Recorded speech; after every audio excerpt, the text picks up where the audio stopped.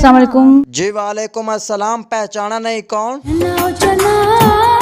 ये केड़ा ना है चन्ना ओ चन्ना? सीधा ना दे साथ है ना के। मैं हूँ हुमैरा चन्ना। अच्छा अच्छा हुमैरा चन्ना, खैर तो है अज वल्ले नाल फोन कीता ही आ। क्यों हुमैरा चन्ना खरीयत तो है, क्यों झोंका लड़ाई वेंदे हो?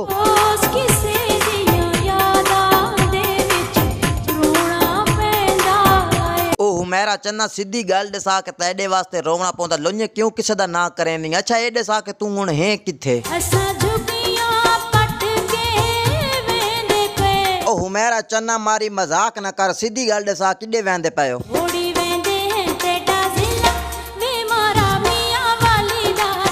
क्यों हुमैरा चन्ना साहब, वजह के क्यों छोड़ी वेंदे हो साडा जिला?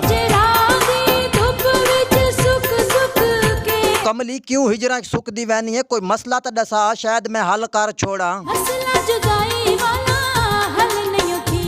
भैड़िए को मसला कश्मीर बना खलोता जड़ा हल नहीं थीवना, तू मैं दसा तो सही तै को है के। हुमैरा चन्ना साहब हर किसे नाल मसला है, तेरी लुगी नाल नहीं, हर किसे नु नींदर नहीं आंदी, क्योंकि आजकल मच्छर होंदा बहुत ज्यादा, ते तू डू एक डेढ़े सबर करता है कुवत नवी मच्छरदानी घिना देना मैं। हुमैरा चन्ना साहब गल्ला गल्ला च तो मैं पूछना ही भूल गया हूं, तू वाकई साडा जिला छोड़ के वैंदी पई है तो वत मैडे आलू तू फारा गए, मैडे नाल राबता शाबता कहना रखे पे, ठीक है ना?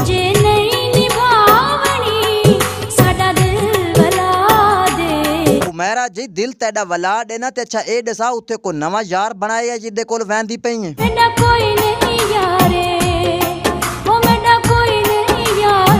अच्छा हुमैरा चन्ना अगर मैं को तेरी याद आई तो बात। अच्छा हुमैरा चन्ना जे तू इन्ने खुश है तो बात सुन, मैडे ही कल घर वाले रिश्ता देखण वैंदे पैने। अच्छा हुमैरा चन्ना बात मैडी शादी ते आसे तू? बाय मेरे प्यारे दोस्तों, मैं हूं तसव्वुर रोस्टर, आप देख चुके हैं तसव्वुर रोस्टर यूट्यूब चैनल। आज की इस वीडियो में मैंने रोस्ट किया है हुमैरा चन्ना को। अगर ये मेरी वीडियो अच्छी लगी हो तो मेरे चैनल को सब्सक्राइब और मेरी वीडियो को लाइक कर दें। तो जाते जाते बेल आइकन के बटन को ज़रूर प्रेस कर दें, क्योंकि नई आने वाली वीडियो की नोटिफिकेशन आपको मिलती रहे। तो इंशाल्लाह मिलते हैं नेक्स्ट वीडियो में, आपके लिए खुदा हाफिज़।